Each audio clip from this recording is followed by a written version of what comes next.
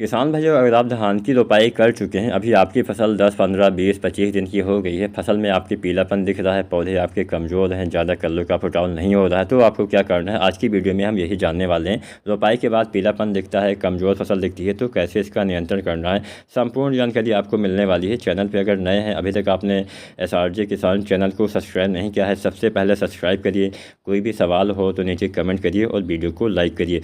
सबसे पहली और सबसे ज़रूरी बात, अगर अभी तक आपने रोपाई के बाद खादों का इस्तेमाल नहीं किया है तो तुरंत ही आपको सभी खादों का इस्तेमाल कर देना है। अब बहुत से लोग यही गलती करते हैं कि रोपाई के 10-15 दिन के बाद पहली बार खादों का इस्तेमाल करते हैं, तो यह गलती भूल कर भी नहीं करनी है। अगर आपने अभी तक रोपाई भी नहीं की है तो रोपाई से पहले ही आपको खादों का इस्तेमाल कर देना चाहिए, सबसे अच्छा यही माना जाता है। लेकिन मान लीजिए आप ना कर पाए हो तो रोपाई के 3 से 5 दिन के भीतर सभी खादें, चाहे आप DAP डालते हो, चाहे NPK, चाहे आप SSP डालते हो, साथ में पोटास, साथ में यूरिया अगर आप डालते हैं तो इसका इस्तेमाल आपको अवश्य कर देना है। अब बात आती है कि पीलापन, मान लीजिए रोपाई के बाद 10, 20, 25, 30 दिन की आपकी फसल है, फसल में पीलापन आपको दिख रहा है। अगर अभी तक आपने खाद का इस्तेमाल नहीं किया है तो तुरंत खादों का इस्तेमाल कर दीजिए। अगर आपने खादों का इस्तेमाल किया है तो एक गलती आपने ज़रूर की होगी, तभी पीलापन दिखता है। बहुत सारी गलतियाँ होती हैं, कई बार ज़्यादा पानी भरने से, कई बार हमारी फसल पानी में डूब जाने से, कई बार पानी की कमी की वजह से, कई बार हम जो नर्सरी वाले पौधे लगाते हैं उसमें पहले से ही पीलापन रहता है, और कई बार बहुत सारी हम चीज़ें डाल देते हैं जिससे भी पीलापन आ जाता है। कई बार हम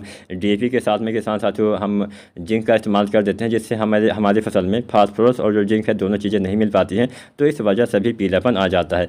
तो जो भी आपकी वजह हो, सबसे पहले तो आपको वजह को जानना ज़रूरी है। मान लीजिए आपने पहले से ही पीले पौधे लगाए हैं तो उसको रिकवर होने में थोड़ा लंबा समय लगता है, इस बात का ध्यान रखना है। तो इसलिए मैं आपको बोलता हूँ कि हमेशा हरे भरे पौधे आपको 24 घंटे के भीतर ही जो आप नर्सरी वाले पौधे निकालते हैं उसकी रोपाई कर देनी चाहिए। इसके साथ साथ मान लीजिए पीलापन है तो आप चाहें तो किसान साथियों बहुत तरीका है, अपना सकते हैं। अगर आपने खादों का इस्तेमाल किया है तो अच्छी बात है, नहीं किया है तो यहाँ पे आपको एक तरीका मैं आपको बता देता हूँ, आप ऐसे कर सकते हैं।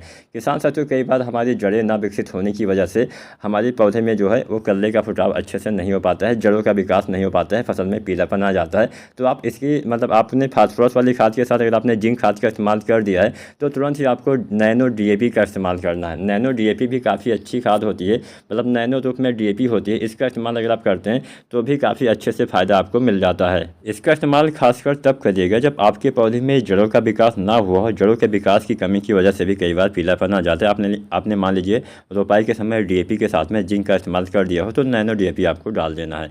अब नैनो DAP जो आती है इसकी आपको 2 से 4 ml मात्रा प्रति लीटर पानी के हिसाब से आपको घोल बना के इसका स्प्रे यानी छिड़काव अपनी खड़ी फसल में करना होता है। इसका छिड़काव आप चाहें तो 2 बार भी कर सकते हैं, वैसे 1 बार से भी काम चल जाएगा। इसका छिड़काव 20 दिन के बाद किसान साथी अपने धान की रोपाई के कर सकते हैं, अच्छा लाभ मिलेगा। अगर आपने जिंक के साथ में DAP या फिर SSP या फिर NPK डाल दिया है तो आप यह तरीका अपना सकते हैं। इसकी कमी से फास्फोरस की पूर्ति काफ़ी अच्छे से किसान साथियों हो जाती है। आप चाहें तो यूरिया, जिंक और सल्फर का भी स्प्रे किसान साथियों कर सकते हैं। जो यूरिया आती है, यूरिया आपको लेना है किसान साथियों, पीलापन के हिसाब से यूरिया की मात्रा कम ज़्यादा रहेगी।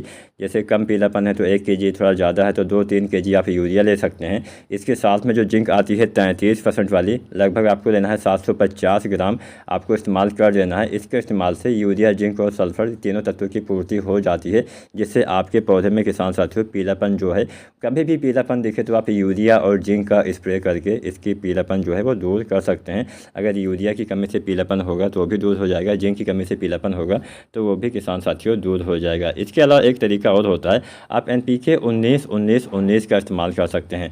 NPK 19-19-19 आपको 25-30 दिन पे देना होता है, या फिर जब भी आपको पीलापन दिखे तब आप दे सकते हैं। इसके इस्तेमाल से भी इसमें भी 19% जो है वो नाइट्रोजन पाया जाता है। तो आप NPK 19-19-19 20-25 दिन पे या 30 दिन पे आपको देना है 1 से 1.5 kg। इसके साथ में आपको डालना है सागरिका लिक्विड।